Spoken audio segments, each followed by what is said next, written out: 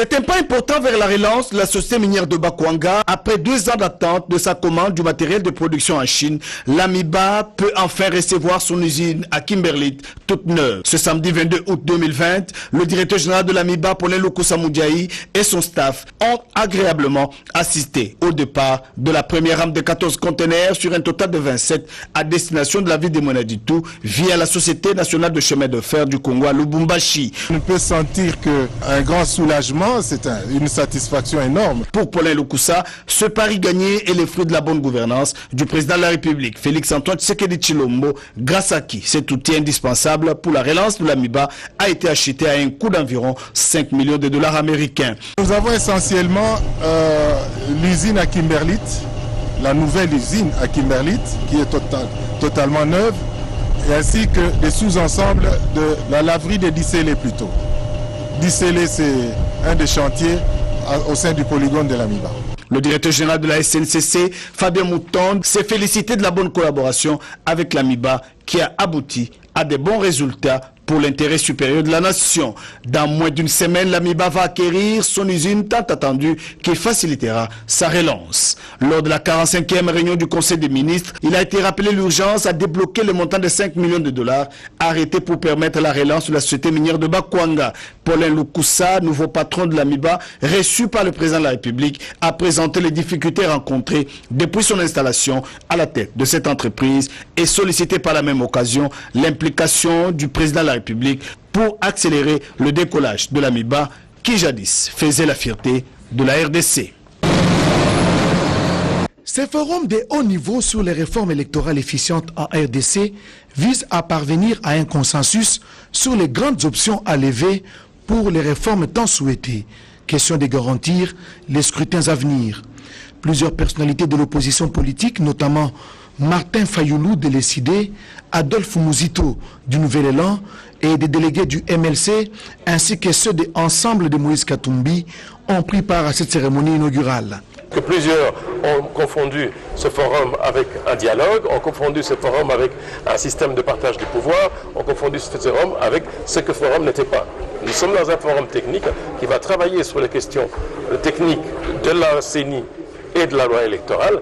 Et je m'engage à rester sur ces 2 options qui sont dans les cahiers des charges et sur lesquelles j'ai déjà obtenu plusieurs réponses venant de plusieurs partis politiques.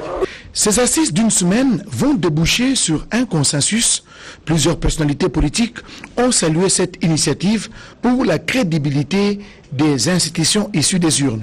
Nous nous engageons nous tous à faire aboutir les recommandations dans les institutions et c'est important. Personne n'a jamais dit que ce qu'on fait un peu dans le couloir, hors institution, se décidera là-bas. Non, tout le temps dans l'histoire de notre pays de peuple, on se met d'accord et puis on va vers les institutions. Est-ce le consensus tant souhaité est possible dans un pays où les acteurs politiques sont habitués au partage du pouvoir après chaque négociation? C'est question d'aimer le pays, c'est question de volonté politique, mais tout le monde doit être impliqué. Notre engagement, c'est d'éduquer la population pour qu'elle comprenne ça. Les plus grands absents à ces forums, ce sont les délégués du FCC ainsi que de l'UDPS. Peut-être ils vont rattraper les trains de travaux en cours jusqu'au 31 août 2020. Exporter des minerais bruts fait perdre à l'État congolais des recettes énormes. L'idéal est de disposer localement des usines de traitement et de transformation. C'est cette logique qui a produit la décision du gouvernement de suspendre le moratoire concernant la transformation et les exportations des minerais concentrés dans le Haut-Katanga et le Lualaba. Pour bien comprendre le contour de cette décision gouvernementale, les gouverneurs des 2 provinces précitées ont sollicité un échange avec le Premier ministre Ilunga Ilunkamba. Nous sommes venus pour mieux comprendre la décision relative à la suspension du moratoire concernant les concentrés de minerais. On a eu l'occasion de lire la correspondance là-dessus. On a suivi la communication dernièrement à la radio et à la télévision. Nous n'avions pas été associés directement alors que nous sommes partie prenante dans toute cette opération, dans toute cette démarche. Nous avons demandé à son Excellence, Monsieur le Premier ministre, de nous aider à comprendre en associant le ministre national de Mines pour échanger sur les termes de référence et sur l'actualité que nous gérons en province. Les explications du Premier ministre et du ministre de Mines nous ont permis de mieux comprendre la situation et nous partons satisfaits. Mais nous avons insisté sur le fait qu'à la prochaine réunion, je crois qu'il y a un rendez-vous dans une semaine, que les deux provinces soient impliquées, soient directement invitées pour participer aux discussions avant de prendre les grandes décisions concernant ces dossiers. Cet échange était donc capital pour Jacques Kaboula-Katoué et Richard Mouyège. Les deux dirigent deux provinces assises sur des ressources minières importantes.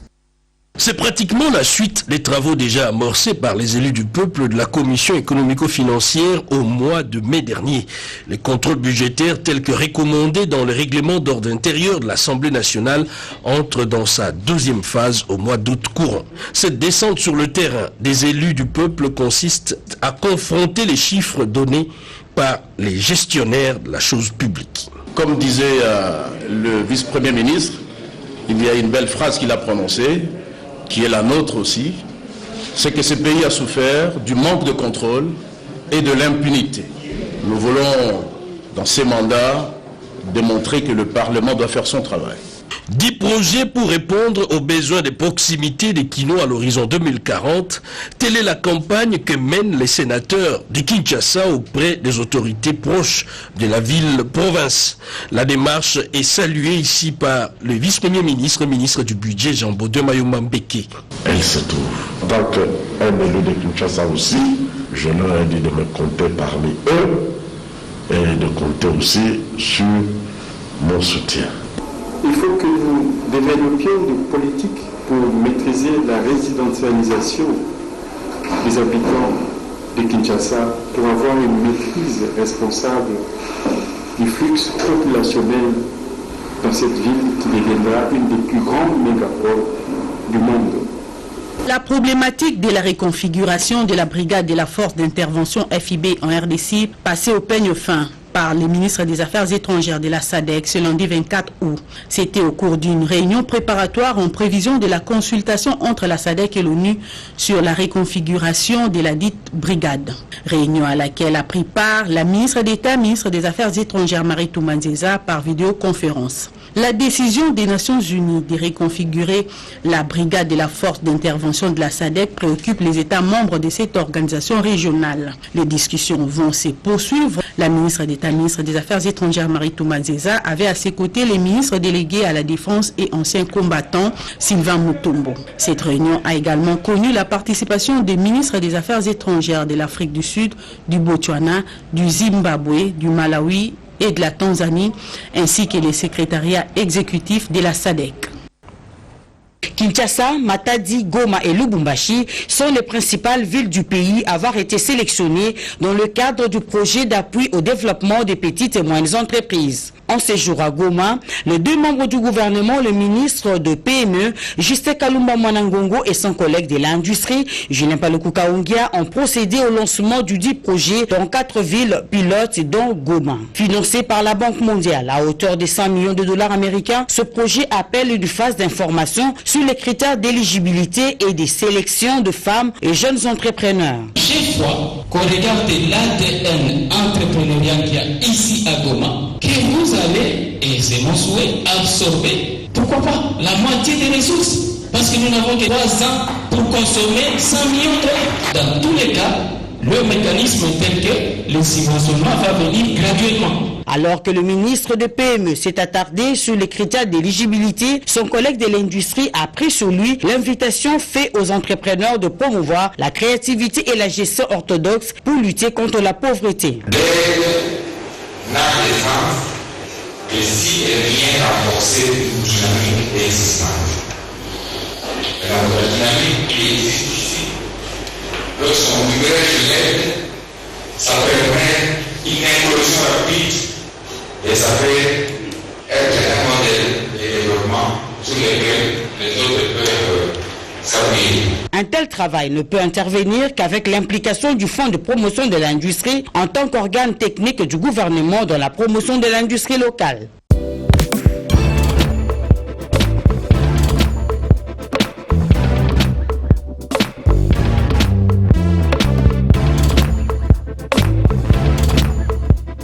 conteneur yango todo sala adi londolé Feli Mosengo Feli todo sala conteneur ba voiture todo tina Kisasa ba carton ils ont qui Kinshasa et en plus la bonne chose voiture na yo quand tina Kisasa te prends pas la tête yela bisongo charger biloko na yo te relivrer à domicile sans un bon au teki.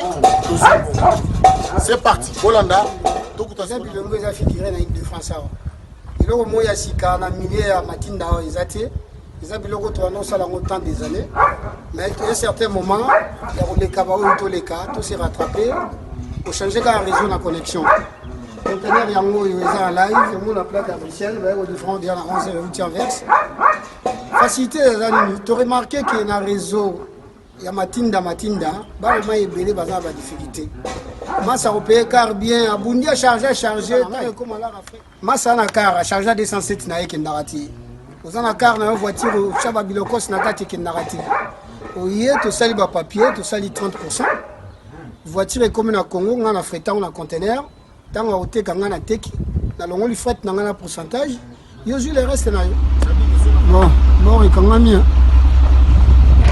bon et kangami masole sili deuxième bord tindiga kaka donc caméra ils ont bougé parce que na likolo ya modération on a aucun bord le monde donc bord ils ont kangama donc là au kangama sur le sili dans bord et kangama bord et kangami kitoko bon deuxième bord là au kangama tindiga ka ya mouvement tindiga